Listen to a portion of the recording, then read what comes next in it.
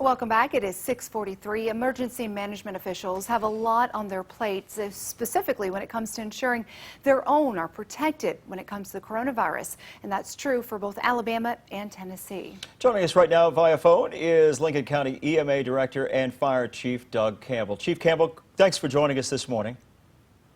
Oh, thank you for having us on. Good morning. Good morning. We've been telling everybody all along this morning, Tennessee, since the reopening there, has seen a spike in coronavirus cases. And Lincoln County, have y'all been pretty steady there? We have been pretty steady. Our health department started recording or sending us test information of how many they test each day on the 31st of March. And so they're averaging testing about 16 a day, and we've had a case about every 2 to 3 days. So we're at 16 cases now in Lincoln County with 9 recoveries. So we're doing real well as far as flattening the curve, I guess you'd say. Well, on that topic of staying pretty safe there in Lincoln County, we understand, though, that tomorrow that some of these close contact businesses like salons and so on will be opening. Smart move, you think?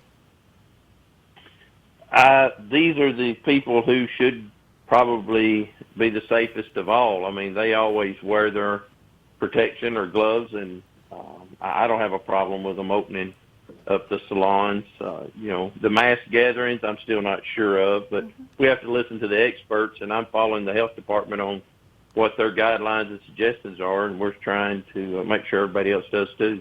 All right. Well, speaking of wearing that protection, what's kind of the state of that personal protective equipment or PPE in your county, in your area? Do you have enough supplies? Do you need supplies? We seem to be doing fairly well. Our office is the collection point for anybody in the county needing personal protection equipment. Those requests come into our office. We funnel those up to the Tennessee Emergency Management Agency where they're filled, and our requests have not just been overwhelming for equipment. So far, we've been able to pretty well meet most of the requirements and needs that have come in through our office through the EMA food chain there. Okay. Chief Campbell, we know that this is a season for a lot of difficult weather, especially like in the Nashville area. They've seen some issues. We've seen some issues here as well. How are you folks continue to handle not only those cases from an emergency management situation, but also on top of the coronavirus pandemic? And you're talking as far as the weather-related items? Weather-related things that you're dealing with. Yes, sir. Yeah, we've been blessed. Sunday afternoon, you guys warned us about some storms, and we had some come through, so we did cut some trees. We had a little bit of strong weather last night, but we've been really blessed in that we've not had to be out and deal with a lot of bad weather. So working together and doing those things, that close contact hasn't been a big problem. Our EMS and 911 directors worked together and came up with some great protocols for our first responders. So we have some heightened, I guess you would say, protocols and questions that they're advising us on whenever we make these calls so we can properly dress depending on the nature of the call, which has really helped.